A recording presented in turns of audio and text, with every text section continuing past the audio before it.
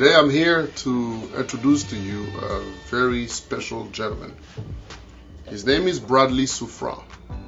He ran at a very young age for mayor in the city of Brockton.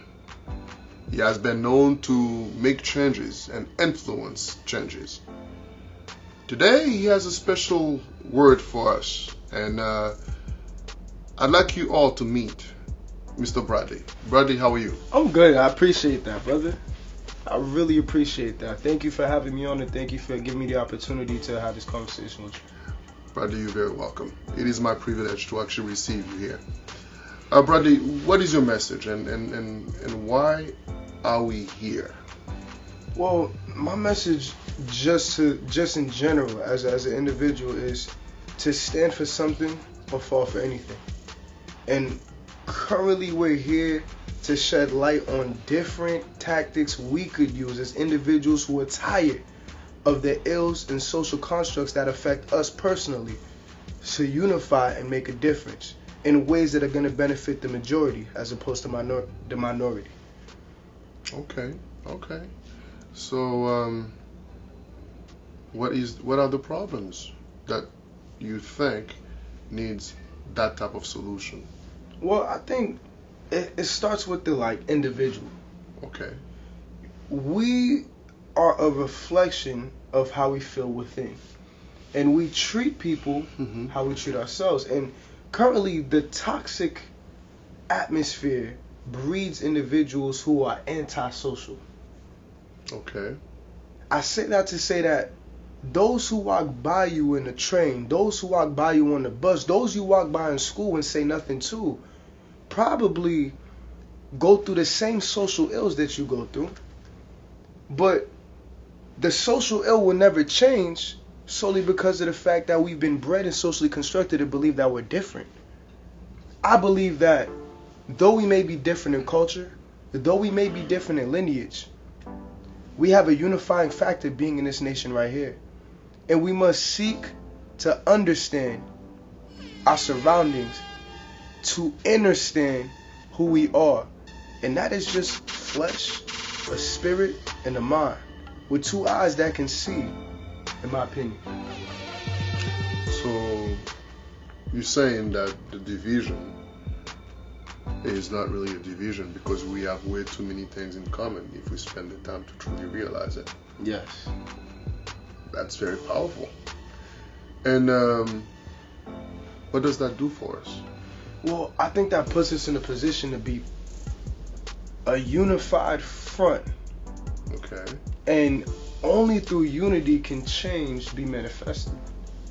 Through division, we remain conquered in our state of depression, in our state of poverty, and in our state of gentrification.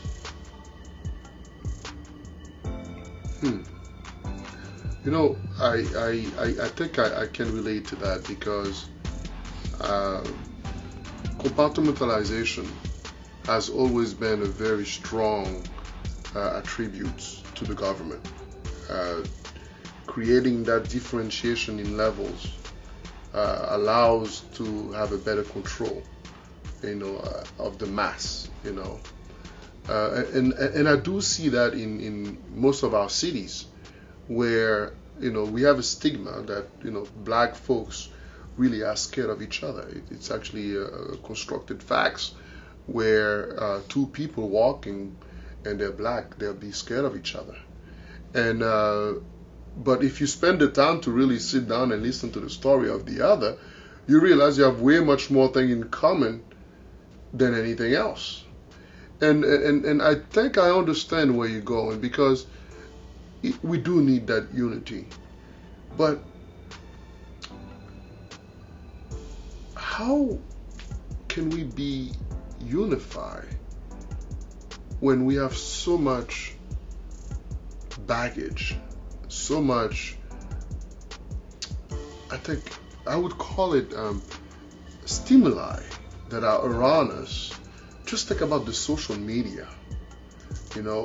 We're always busy on our phone. We're always on the phone. We're always doing things, and we have bills left and right. We work 16 hours days.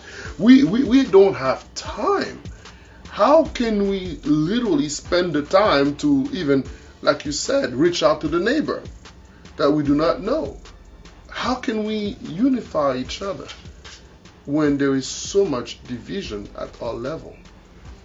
In my humble opinion, brother, which I do not have all the answers, but I must say that it's a proven fact that the average individual spend at least 5 to 6 hours on their phone.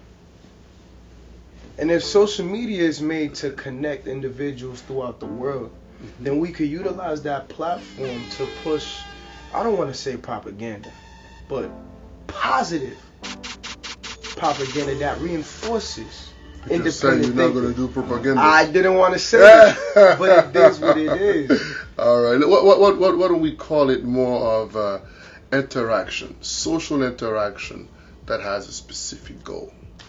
My brother, that sounds greater, and we can most definitely go with that. But Now, that concept is the most important in my opinion.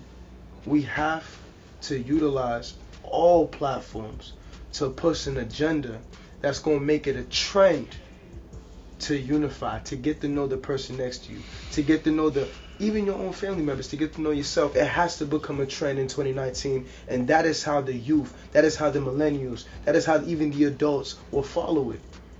Okay. I believe that it is a very powerful idea, and I think it would be a greater position to see it becoming reality.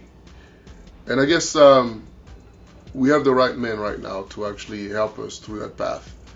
And Bradley, I gotta say it, as a young man, you actually have an old soul.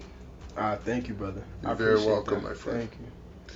So then again, I wish you all to have ears out there for young Bradley here.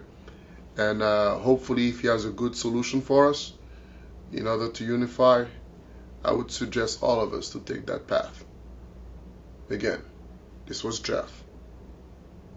And this is Bradley. And I definitely appreciate you all watching.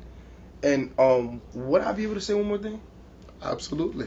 The mic is yours. I would say, just to close out, if you're in a position right now where every day that you wake up, you do not feel as though what you're doing is beneficial for your legacy. You got to think about the legacy, right? We got to think about the future.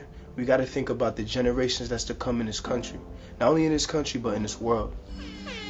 The social ills and social constructs of today has made us feel as though we are all different from one another. I used to believe that verbatim.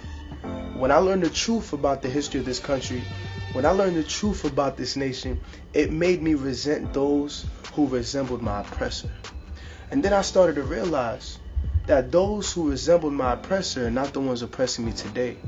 It is my own mental shackle. It is my own spiritual shackle. It is the karma from the ancestors that lived before me that was making me go through the reality and paradigm of depression.